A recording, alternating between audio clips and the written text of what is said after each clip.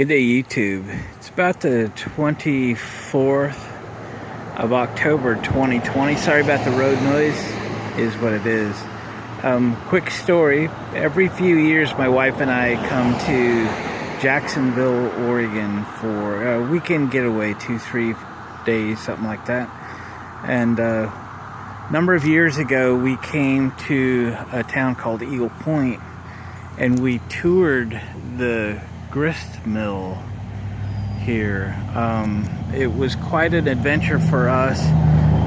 We used to be part-time antique dealers and so forth, and we were looking through the mill, and the owner of the mill asked if we wanted to go for a tour. He was going to start the mill up. They still have the water rights. They can grind wheat here. They have priority on the water. There's a river behind.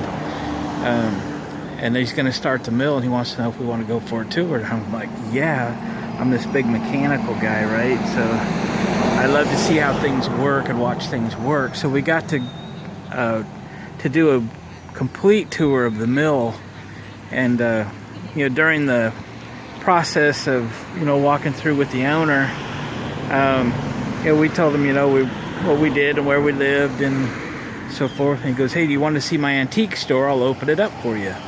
And I go, "Yeah, that'd be great." So we get done with the tour, he shuts the thing down, and we walk across the way right there to his antique store. And after an hour or so walking through his antique store, just crammed full of antiques, and that's the business we were in, he goes, "Do you want to see the back room, the good stuff?"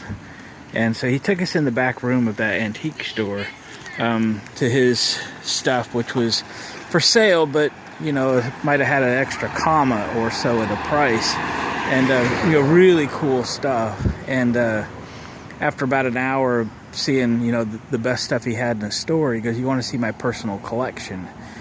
And I'm like, "Yeah." So we left the store, he locked it up, and we came back over to the mill, and we went upstairs to his I'll call it a man cave, and that's where his stuff was stored.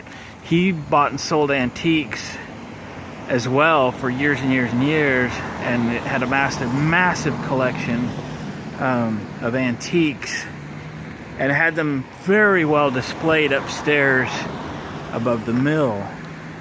And we were very impressed. We spent more time up there than we did over at the antique store, looking at this just fantastic collection. He sold antiques enough to pay to buy this mill outright, and he owned it. So fast forward a year and a quarter or something, and it's Christmas Day. We're sitting there reading the paper, and we had heard in the paper that this mill burnt to the ground. So we were just devastated. So a few years ago we came back to Jacksonville, drove over to Eagle Point, where they had an event going on down here, downtown Eagle Point, like an antique show, but it was more than that. Only this part of the mill kind of remained, and it was all blocked off, and it was sad. We came and seen it was destroyed.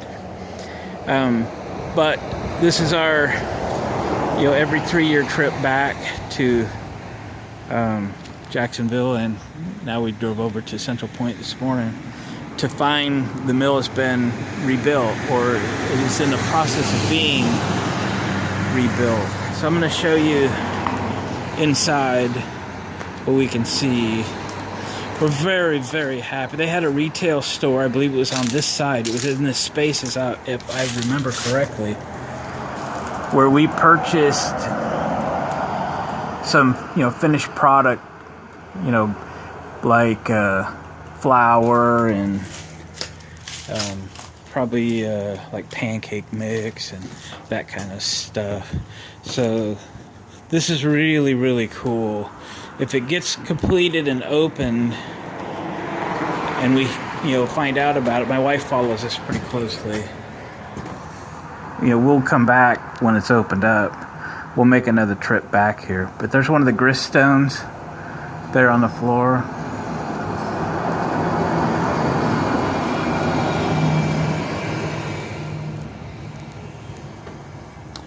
showing you what I can through the window.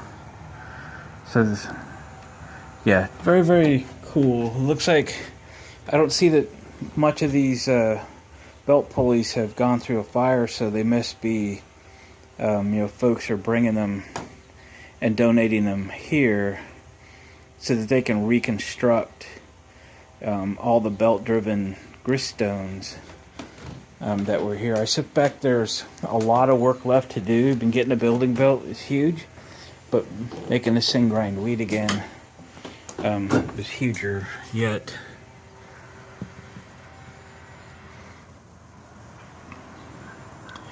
My wife says Jim Belushi put a concert on as a fundraiser to reconstruct this building.